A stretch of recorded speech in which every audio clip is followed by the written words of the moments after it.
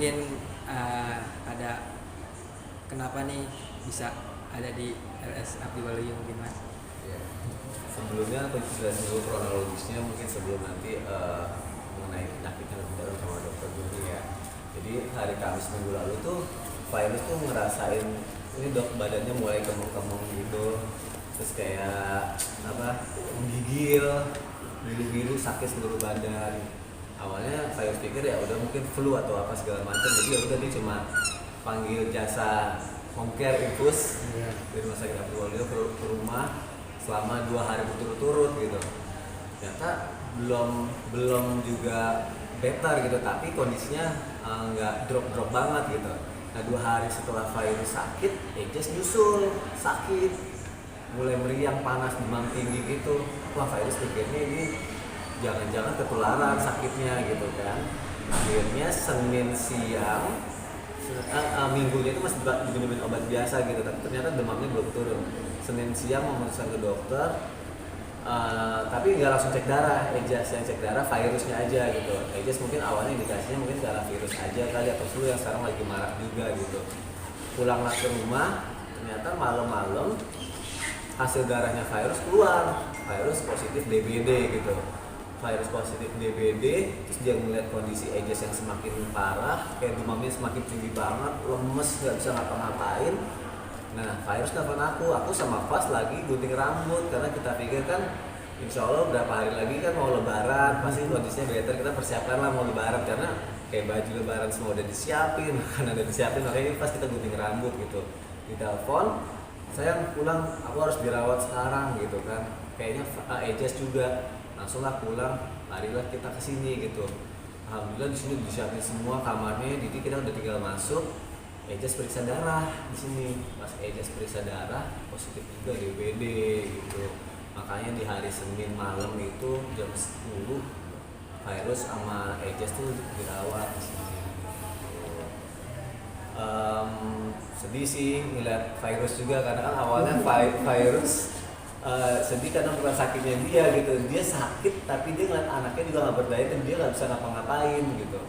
Itu yang bikin virus lebih drop lagi dan sedih juga gitu.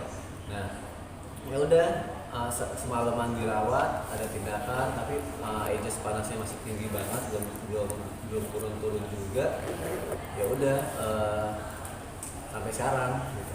Mungkin kondisi Ejas dan Kak Virus sekarang sudah terupdate-nya seperti apa untuk kondisi? Alhamdulillah kalau virus trombositnya sudah naik. Ejas semalam ngalamin masa kritis ya sebutannya. Aku kaget juga, nggak tahu pas, jadi dia tuh benar-benar lemas, nafasnya sesek kenceng banget, terus perutnya keras. Akhirnya sama dokter di ronsen, ternyata ada cairan di paru-paru dan juga di perutnya. Nah itu yang aku nggak tahu tuh kenapa bisa ada cairan di paru-paru dan di perutnya. Mungkin dokter bisa lebih jelasin hal-hal kayak gitunya dok. Ya, oke. Jadi Jas itu memang kemarin itu udah masuk pada fase-fase kritis, di mana kalau demam berdarah itu hari keempat, hari kelima tuh yang berbahaya. Di mana panas mulai turun, nah trombosit biasanya turun banget. Trombosit itu gunanya itu sebagai lem, dia tuh akan menempel pembuluh darah yang pecah. Nah, karena pembuluh darah yang pecah-pecah ini akibat virus demam berdarah ini, sehingga cairan di dalam pembuluh darah itu akan keluar dari pembuluh darah. Dia lari kemana? Larinya itu ke ada rongga paru, ada rongga perut, kadang-kadang antara kulit, sehingga anak kesannya sembab, sesak napas, kadang perutnya sakit. Nah, pas memang dugaan kita tuh udah ekspektasi ya Pak ya, kemarin ya kita bilang ini masa-masanya masuk ke masa kritis ini, kita harus hati-hati saja. Ternyata benar, malamnya itu tensi agak turun, napasnya agak sesak, jadi kita memang ambil tindakan langsung. Kita periksakan ronsen segala macam, konfirmasi memang banyak sekali cairan di dalam parunya. Jadi kami lakukan itu untuk mengurangi cairan di parunya dan cairan di perut. Setelah itu, setelah kami berikan obat, ternyata hari ini udah bagusan dan trombositnya itu juga udah mulai naik. Ini suatu kabar baik bahwa demam berdarahnya itu sudah hampir kita bisa katakan sudah melewati masa kritisnya. Dok, untuk mungkin untuk recovery sendiri berapa lama biasanya dok? Kenapa? Untuk recovery sendiri biasanya berapa lama? Recovery-nya itu biasanya setelah kalau lewat masa kritis 2-3 hari kalau trombositnya udah mencapai 100.000 ke atas, kita udah izinin untuk pulang. Namun setelah pulang Pak tetap harus istirahat dulu. Istirahat 1-2 minggu, jangan melakukan aktivitas yang berat karena virus demam berdarah sendiri itu bisa menyerang otot-otot jantung yang namanya bisa menyerang miokarditis. Nah itu yang harus kita hati-hati waspadai. Kira-kira ini. Makanya kemarin diperiksain jantung, semua liver. Makanya tahu ajas livernya bengkak tuh karena diperiksa semua. Iya. Yang bikin deg-degan tuh semalam dok, teman-teman juga.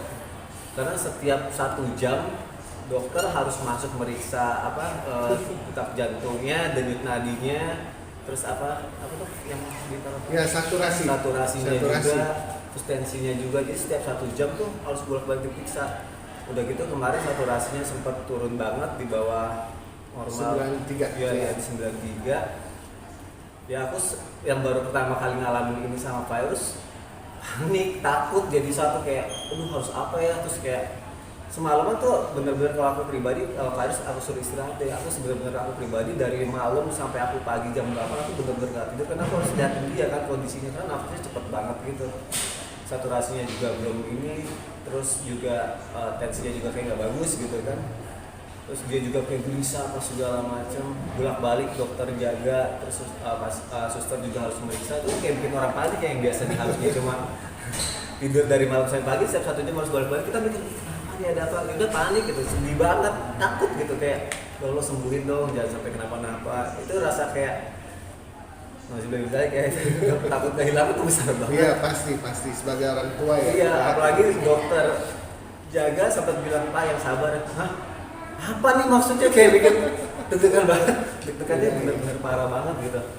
Ya ini pengalaman banget sih buat aku sama keluarga pribadi, pastinya ngelewatin momen Idul Fitri di rumah sakit gitu, dimana istri sama anak aku barengan sama-sama sakit DBD yang notabene mungkin banyak orang yang bisa melewati dengan mudah, tapi setiap orang punya kondisi badan yang beda-beda gitu. Untuk kasus virus, alhamdulillah dia bisa, karena dia sudah dewasa, bisa cepat diatasi dengan minum obat atau vitamin atau air putih. Nah Ejas yang dia susah banget makan, susah banget minum, akhirnya harus nanti kena lambungnya dulu, dia muntah-muntah berkali-kali tuh. Hari pertama tuh dia bolak-balik nggak bisa tidur, muntah lagi, perutnya sakit gitu. Walaupun teman-teman juga makasih banget udah banyak yang bilang ke dokter, terus minum ini minum itu gitu. Tapi kan namanya anak-anak nggak segampang itu gitu untuk bisa ngelakuin itu gitu. Dan ya aku tetap harus di sini survive, karena sejujurnya pas hari kedua aku dirawat, badan aku langsung ngilu satu badan dong, meriang, sakit kepala. Wah aku kenapa ya, apa jangan-jangan aku sakit juga. Akhirnya aku memutuskan cek darah juga di sini, ternyata positif DBD juga. Positif juga. Iya, ya Allah, untungnya leukositnya nggak terlalu turun, trombositnya juga turunnya nggak terlalu banyak, tapi ada positif bakterinya juga, radang corona juga. Makanya pas dibilang mau dirawat juga nggak, kalau aku bilang mau dirawat tapi siapa yang urus anak-anak gitu sama istri. Ya udah aku bilang aku minta antibiotik aja, minta vitamin, aku hajar tuh semua air putih, mau segala macam herbal, segala macam obat dokter aku minumin segala macam biar bisa nemenin mereka gitu ya. Tetap memang harus ada yang survive di sini biar nguatin mereka lah gitu. Tetap kuat Gitu. Pas sih yang kasihan sebenarnya. Jadi di malam takbiran kan anak-anak tuh datang gitu, anak-anak datang. Jadi walaupun sakit, ikhtiar kita sudah ke rumah sakit, sudah minum obat dokter gitu, tapi obat terbaik itu datang dari anak-anak gitu loh. Ketika pas datang sama Zafi itu kayak membawa keceriaan gitu, yang tadi kita drop kondisinya kurang tidur, badan gak enak, terus ngeliat mereka bawel, ngeliat mereka ketawa-tawa tuh kayak ada mood booster gitu loh, semacam nambah imun buat mereka. Cuma kadang pas kan namanya masih anak-anaknya, dia belum terlalu ngerti, jadi kita harus lebaran di rumah sakit gitu, terus dia sedih gitu, terus nanti abang nggak ketemu sama keluarga yang lain gitu, terus dia nangis. Nah, akhirnya kita kasih penjelasan, iya bang kan soalnya mami lagi sakit, kakaknya juga nggak bisa ngapa-ngapain gitu kan. Apalagi kan pas ini kan sama Ejas kan alhamdulillah puasanya bagus gitu, jadi dia dapat hadiah biasanya, dapat hadiah. Dia pikiran dia adalah ketika lebaran dia keluar ke rumah keluarga, habis itu dia jajan ke mall, belanjain uang yang dia dapat gitu. Tapi akhirnya kita minta maaf sama anak-anak, maaf ya abang harus lebaran di sini, abang nggak bisa ke mall dulu, nggak bisa jajan dulu gitu, jadi abang harus nahan diri dulu. Dia alhamdulillah pelan-pelan dia ngerti, meskipun setiap hari nanyain, kakak Ejas udah periksa darah belum? Aku tahu tujuannya selain dia care sama adiknya, dia berharap adiknya keluar dari rumah sakit dia bisa pergi ke mall gitu kan. Makanya ya udah, tapi mulai lama-lama dia ngerti, kita kasih hiburan lah di sini. Terus sebisa mungkin juga walaupun di rumah sakit momen lebarannya juga nggak hilang gitu, karena ada beberapa pekerja juga yang di rumah yang memang dia tidak pulang, yang memang seharusnya kita merayakan lebaran sama-sama gitu kan, karena kan mereka nggak punya keluarga ya, keluarga mereka di kampung, akhirnya pas lebaran ngajak kesini. Jadi karena kita sudah nyiapin makanan lebaran kayak rendang, ketupat, baju lebaran, aku bilang bawa aja semuanya ke rumah sakit, kita lebaran sendiri di rumah sakit. Jadi kita sholat id sendiri, aku pimpin jadi imam, kita sholat berjamaah, abis itu udah kita makan ketupat, makan rendang, makan opor gitu. Terus beberapa sudah pakai baju lebaran yang memang udah disiapin buat pekerja-pekerja gitu dong. Ya udah, yang penting tetap ngelewatin semua. Mungkin satu yang saya tambahkan, saat memang itu masa-masa kritis, harusnya memang kami tuh masukin ke dalam ICU. Tapi karena kami mempertimbangkan Eza masih kecil dan dia akan makin gelisah, terus ibunya juga lagi sakit ya. Jadi kami tetap set up ruangan itu seperti ICU. Makanya kami jadinya tiap 1 jam 2 jam masuk, 1 jam 2 jam masuk ya, sehingga kita juga nggak ingin bapak dan ibu oksigen buat ya. Ejas, Betul, dipakai oksigen. Cuma karena namanya anak-anak dia nggak mau. Gitu. Betul ya. Jadi kami juga harus set up supaya Eza itu senyaman mungkin gitu loh. Jadi nggak sampai terpisah dari orang tua kayak sendirian di ICU. Jadi kami set up seperti di ruangan itu seperti ICU buat dia. Jadi kami perhatikan monitoring lebih sering gitu. Mas Sony, Kira-kira. Ejas dengan Kak Virus sendiri kan terpisah nih. Nah, ketika mendengar Ejas kritis seperti itu, Kak Virus mungkin seperti Tahu apa atau nih enggak? responnya, atau Satu ruangan. nggak dikasih tahu atau gimana? Mereka di satu ruangan. Oh, mereka satu ruangan. Mereka satu ruangan. Jadi sebelah tempat tidurnya. Ya. Oh. Karena satu ruangan kita nggak ingin memisahkan. Oh, gitu. Jadi makanya supaya tetap oke gitu, ibunya juga bisa tenang, tetap temenin Ezanya. Eza kami nggak pisahkan. Ya, tetapi setup untuk perawatnya semua persiapan kami siapkan seperti ICU. Jadi itu Pak. Saya terima kasih juga buat Abdi Balunya dibolehin juga kayak gitu. Terus controllingnya juga bagus banget. Ya Virus kaget walaupun 11 bulan, namanya anak gimana sih anak kecil gitu. Terus tadi muntah, Iya. nafasnya susah. Bahkan udah disiapin oksigen, kan kita nggak ngebayangin itu gitu ya Allah. DBD itu sampai segitunya gitu. Apalagi yang tadinya kita pikir atau beberapa orang udah minumin jus jambu aja atau segala macam. Memang ada beberapa orang yang bisa sembuh dengan cepat gitu ya. Alhamdulillah kayak aku pun juga kondisinya alhamdulillah lah tetap fit gitu sampai sekarang. Tapi ada namanya kondisi anak-anak atau beberapa orang lainnya mungkin yang punya kondisi berbeda, ya itu mungkin yang dirasain kayak Ejas yang kayak livernya bengkak, terus cairan masuk ke paru-paru dan ke perutnya keras apa segala macam sampai disiapin oksigen. Ya namanya orang tua baru pertama kali ngalamin hal kayak gitu kan panik ya. Ya jujur Virus nangis, aku juga pada saat itu juga nangis. Kenapa kayak gimana sih rasa takut kehilangan tuh kayak datang semua, apalagi tengah malam. Tindakan-tindakan yang dilakukan kan kayak takut gitu. Tapi ya alhamdulillah kita doa, terus juga ikhtiar juga obat-obatan masuk sampai dimasukin cairan khusus yang supaya apa tuh yang nanti dia nyerap cairannya itu apa tuh? Kami memberikan albumin. Albumin, Itu sejenis protein. Jadi karena kurang nutrisi protein juga ya. Betul. Jadi kalian masukin protein di darahnya agak rendah juga sehingga cairan tuh lebih gampang merebes keluar ke pembuluh darah juga. Jadi karena ini udah fase-fase pemulihan, sehingga kita meningkatkan tekanan di dalam pembuluh darahnya sehingga cairan yang di luar bisa masuk. Dengan masuk itu kita buang melalui pembuluh darah, melalui kencing. Nah alhamdulillah ya Pak ya, kita cukup berhasil dengan itu dan saya sekarang udah lebih enak, udah lebih segar ya Pak. Semoga terus-terusan dan trombosit barusan saya terima hasilnya udah mulai naik, udah mulai bagus. Berarti semua keluarga besar lebaran di rumah sakit gitu. Iya, jadi awalnya ya keluarga aku dulu nih, Fas, Zafi datang. Terus ketika pas lebarannya ada kakak-kakak datang. Jadi mereka ya kita sebenarnya kan anak kecil ya, maksudnya paling kecil gitu ya. Harusnya kan kita yang ngedatengin mereka, tapi mereka ngedatengin kita semua gitu. Terus ada beberapa teman yang meluangkan waktunya di hari Lebaran, Masya Allah datang bawain makanan, menghibur. Itu yang jadi ngebuat kita kayak nggak terlalu berasa lah Lebaran di rumah sakitnya gitu, karena ada orang-orang yang sayang sama kita yang datang gitu. Terus kayak support dari teman-teman semua pada ngubungin, pada komenin, terus pada bilang minum ini segala macam. Semoga ini banyak yang ngedoain, itu kayak apa ya, support system lah buat kita, termasuk yang menguatkan kita juga gitu. Dan ya aku pribadi juga di sini juga apa ya, belajar banget dok di sini. Makanya ada yang bilang lo bener-bener belajar jadi bapak ya pada saat ketika keluarga ada yang sakit. Oh iya benar ternyata. Ya udah memang harus standby 24 jam, apalagi ketika istri dan anak yang sakit gitu. Kalau salah satu mungkin kita bisa bahu membahu gitu ya untuk nolongin anak kita gitu.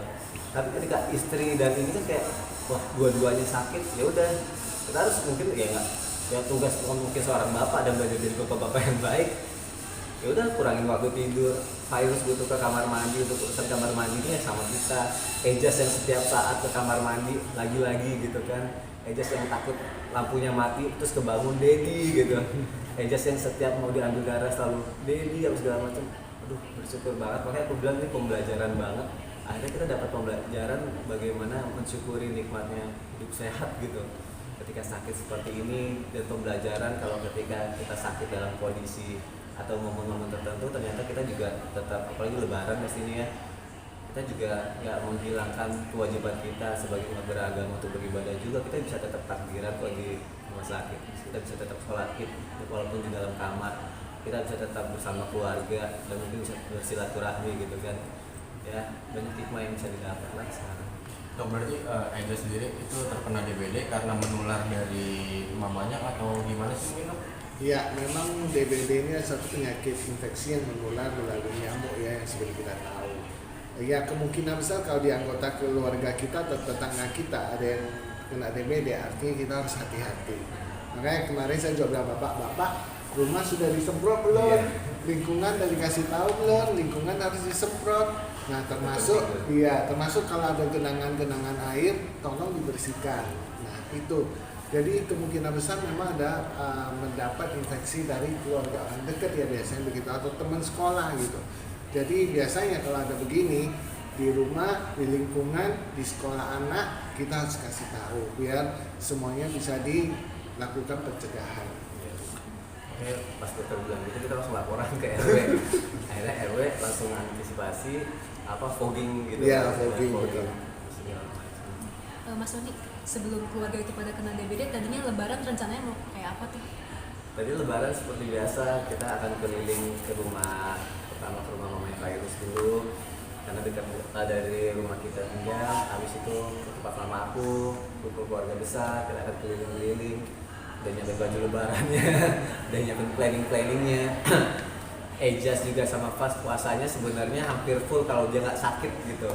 Masya Allah banget. Habis itu kita mau jalan-jalan karena mereka dapat reward buat itu gitu kan. Tapi ya udah, qadarullah kita harus lebaran di rumah sakit. Ya udah, jadi ya ini yang kita jalani sekarang. Sebenarnya aku sama anak-anak tuh punya utang. Nanti begitu kita keluar, kita langsung ke mall ya, jajan ya, kan kalian udah dapat duit lebaran dan buat kalian. Tapi tiba-tiba tadi aku baru tahu dari dokter nih harus istirahat 2 minggu, gimana dong? Aku jadi gak enak sama anak-anak. Enggak, istirahat tuh boleh, jalan-jalan biasa boleh, cuma olahraga berat jangan. Oh gitu ya. Jalan-jalan di mall nggak apa-apa. Nggak apa ya? Saya diajak juga ya Pak. Intinya jangan terlalu lelah ya dok. Ya, jangan istilahnya olahraga yang berat gitu. Kita jalan biasa dikit boleh, nggak apa-apa kok gitu. Olahraga yang ringan-ringan, lari-lari kecil ya. Anak kecil namanya nggak mungkin yang nggak boleh lari gitu kan, nggak mungkin ya. Jadi nggak apa-apa ya, itu jangan, yang penting jangan lari heboh gitu ya. Betul. Tapi memang benar sih, kadang orang nganggap sepele ini sih ya. Jadi awalnya aku juga gitu aku bilang di rumah aja, kasih aja vitamin, kasih obat demamnya, banyakin cairan apa segala macam. Ternyata nggak segampang itu. Ternyata kalau misalnya, makanya ada bilang udah harus dibawa ke rumah sakit karena kita nggak pernah tahu siklusnya itu kan, naik turunnya gitu. Takutnya kalau tiba-tiba memang kurang cairan banget, terus anak-anaknya ya terus drop, kondisi kayak Ejas yang susah banget itu nauzubillah min dzalik, kayak takutnya kan ya nauzubillah ya takutnya nggak ketolong, makanya memang benar sih harus dibawa rumah sakit, apalagi kondisi anak-anak yang susah itu gitu. Kadang kita kasih minum aja ternyata cairannya masih kurang, udah diinfus aja ternyata cairannya masih kurang gitu. Ini lebaran apa ya yang bisa dibilang tahun ini banyak hikmah banget sih, karena aku sama virus bilang gini, kalau kita nggak nyangka ya sama-sama ngalamin lebaran tahun ini kayak gini gitu. Kadang kalau kita lihat di Instagram, media sosial, teman-teman lagi pada di sini, lagi pada pakai baju bagus, lagi pada kumpul, atau bahkan melihat keluarga kita sendiri yang lagi tetap merayakan lebarannya itu lagi ya berkumpul happy, kita di sini ya gitu. Kadang oh ini ada hikmahnya lah, iya kok bisa sakit ya, kita sama-sama sekeluarga udah mau lebaran gitu ya, ternyata memang udah harus berjalan.